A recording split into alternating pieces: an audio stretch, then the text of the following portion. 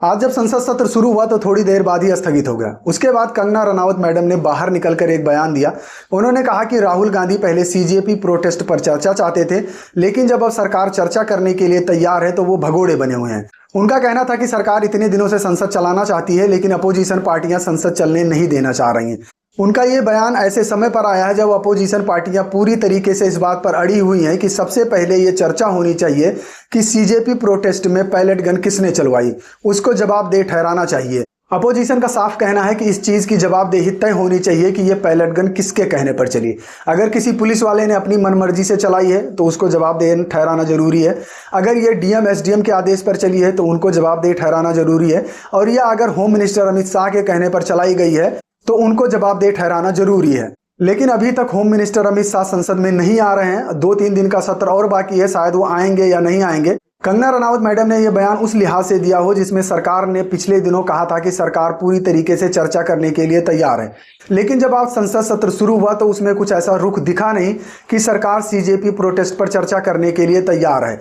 आज पवन खेड़ा ने एक बार फिर से बयान दिया है। उन्होंने एनआई को इंटरव्यू दिया और उन्होंने कहा कि अपोजिशन सबसे पहले सीजेपी प्रोटेस्ट पर पैलेट गन पर चर्चा चाहता है और साथ ही चंदा चोरी पर भी चर्चा चाहता है। उसके अलावा किसी चीज की पहले प्राथमिकता नहीं है। कल जब सरकार का बयान आया था कि सरकार चर्चा करने के लिए तैयार है, वो शायद बयानों में ही रह गया। उसके बाद समाजवादी पार्टी के अखिलेश यादव ने बयान दिया था जिसमें उन्होंने कहा था कि हम पूरी तरीके से चर्चा करने के लिए तैयार हैं और दोनों चीज़ों पर चर्चा होनी चाहिए। सीजेपी प्रोटेस्ट पर भी चर्चा होनी चाहिए और चंदा चोरी पर भी चर्चा होनी चाहिए। यही बात पवन खेड़ा ने भी दोहराई थी। उन्होंने कहा कि जब से संसद सत्र शुरू हुआ है तब से हम यहाँ पर प्रोटेस्ट कर रहे हैं, सिर्फ इसी चीज़ के लिए प्रोटेस्ट कर रहे हैं कि सरकार उस पर चर्चा करे, लेकिन सरकार चर्चा करने के लिए तैयार नहीं है।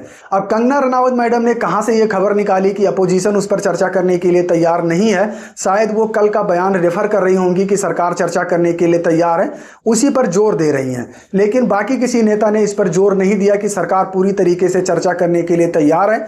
वो एक बयान दिया गया जो मीडिया में सरफेस हुआ और उसके बाद में गायब हो गया।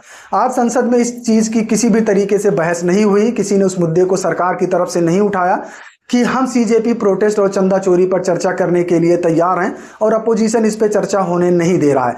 जबकि 2 बजे जब संसद सत्र दोबारा शुरू हुआ, सेशन दोबारा शुरू हुआ, तो दूसरे कानूनों को तरजीह दी गई, उस पर वरीयता दी गई और उस पर कहा गया कि आए अपोजिशन पार्टी चर्चा करे।